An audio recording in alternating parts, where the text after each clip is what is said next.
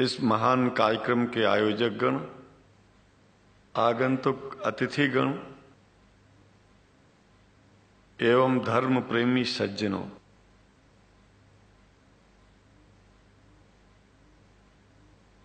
भगवान की जब कृपा होती है तो कभी धर्म की सच्चाई को जानने का अवसर मिलता है। मुसलमानों के बीच में लगातार कई वर्षों से हम जा रहे हैं और भारतवर्ष में एक नई प्रथा का प्रारंभ किया मैंने कि जब जगत गुरु शंकराचार्य भी मुसलमानों के बीच में जाकर के उनके प्रेम को समझ सके और इस्लाम की सच्चाई को जान करके इस्लाम को सारी दुनिया में एक इंसानियत का सबसे बड़ा पाठ सिखाने वाला धर्म मानने के लिए लोगों को समझावे।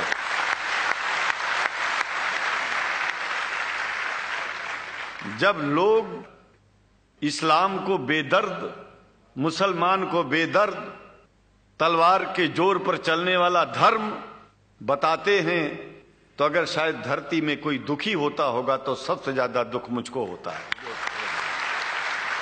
ये न सच्चाई है और न कभी ये सच्चाई हो सकती है। जिस इस्लाम ने पहला कलमा ही कुरान शरीफ का ये बताता है कि नहीं है इबादत के काबिल सिवाय परमात्मा के और कोई, ला इलाहा इल्लल्लाह मोहम्मद रसूल अल्लाह। भला आप बताइए, वेदों का रस निचोड़ करके मोहम्मद साहब ने परमात्मा की इबादत करके परमात्मा के पैगाम को एक ही कलमे में दे दिया। इससे बड़ा ग्रंथ दुनिया में और क्या हो सकता है। अगर कुरान के पहले कलमे को ही पढ़ करके हिंदू अपने धर्म का पालन करना चाहे तो उससे बड़ा धर्मात्मा शायद कोई नहीं होगा। कुरान को हमने गहराइयों में जा करके तो नहीं अनुभव किया, लेकिन कुरान के मानने वालों के हृदय की गहराइयों में जाके देखा कि अगर इस्लाम को पूरी दुनिया अगर स्वीकार कर ले तो इसमें कोई बुराई नहीं है। इस्लाम परमात्मा के द्वारा बताया गया सिद्धांत है। इस्लाम किसी व्यक्ति का अपना नियम नहीं है, अपना सिद्धांत नहीं है। कुछ लोग भेदभाव पैदा करने के लिए इस धरती पर मुसलमानों को बेदर्द कह देते हैं, इस्लाम को बुरा कह देते हैं। मैं कहता हूं उनसे बुरा इस दुनिया में कोई नहीं है। वो शैतान के बच्चे हैं, खुदा के बच्चे नहीं हैं। क्योंकि जहां तक मेरी अपनी पहुंच है, हमने वेदों को पढ़ा, पुराण को पढ़ा, शास्त्रों को, हिंदू धर्म ग्रंथों को पढ़ा। उसके बाद में मुसलमानों के बीच में जाना शुरू किया। हमने मुसलमानों से हाथ मिलाया तो हमारा विरोध किया गया। ये अंडा खाने वालों से हाथ मिलाते हैं, शंकराचार्य कैसे हैं? अरे हमने कहा कि तुम्हारी समझ में नहीं आ रहा है। वो 5 बार इबादत कर लेते हैं खुदा की, तुम घास खाते हो और एक बार भी इबादत नहीं करते हो, तो तुमसे बड़ा अधर्मी दुनिया में कौन है? तुम अपने अधर्म को देखो।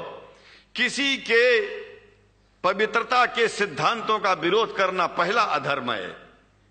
आप क्या खाते हैं, कैसे रहते हैं, अगर हमें आप दुखी नहीं करते हैं तो आपसे बड़ा इंसान दुनिया में कोई नहीं है।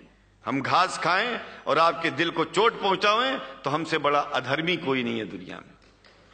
कहने का तात्पर्य सिर्फ एक है कि मैंने ये अनुभव किया है कि ये मैं एक बात जो मैंने देखा है, आप लोगों से जो प्रेम मुझे मिलता है, लोग पूछते हैं कि आप मुसलमानों में क्यों जाते हो, आप तो शंकराचार्य हो। हमने कहा कि भाई मुसलमानों से पूछो कि हमसे इतना प्रेम क्यों करते हैं। वो हमसे जो प्रेम करेगा हम तो जाएंगे। कहा फिर क्या हम प्रेम नहीं करते क्या? हमने कहा कि हम तो तुम्हारे बीच में पैदा हुए और तुम मुसलमानों से प्रेम नहीं करते, इसलिए हम तुमसे प्रेम नहीं करते। मैं आप लोगों के बीच में आकर के एक बात बताता हूं। कुछ समय से हिंदू धर्म के नाम पर कुछ संस्थाएं हिंदू मुसलमानों में भेद पैदा करने के लिए कुछ ऐसा कार्य किया जिसकी वजह से आम हिंदू, सीधा साधा हिंदू बेचारा जान ही नहीं पाता है इस्लाम क्या है और सनातन धर्म क्या है। सनातन धर्म और इस्लाम में कोई भेद नहीं है और हिंदू धर्म तो कोई धर्म ही नहीं है। सनातन धर्म धर्म है और शायद जो संस्कृत का सनातन शब्द है, अगर किसी भाषा में उसको इस्लाम कहा जाए तो कोई बुरी बात नहीं है। इस्लाम और सनातन में कोई भेद नहीं है, क्योंकि परमात्मा एक है, परमात्मा सबका है। ये संदेश ऋषियों मुनियों ने दिया और यही संदेश, परमात्मा का भेजा हुआ संदेश, स्वयं हमारे मोहम्मद साहब ने इस पैगाम को हमको दिया। तो हम भेदभाव क्यों करें? यहां पर भारत का मुसलमान, एक बात बिल्कुल मैं स्पष्ट बता रहा हूं आपसे, अगर भारत का मुसलमान सो गया तो भारत सो जाएगा। इसलिए भारत को जगाना है तो मुसलमानों को जागते रहना पड़ेगा। भारत जाग जाएगा, पूरी दुनिया जाग जाएगी। यह भी मैं जानता हूं कि भारत के सच्चे हिंदुओं को, जो सच्चे सनातन धर्मी हैं, उनको मुसलमानों से प्रेम चाहिए, उनको मुसलमानों से भेद नहीं चाहिए।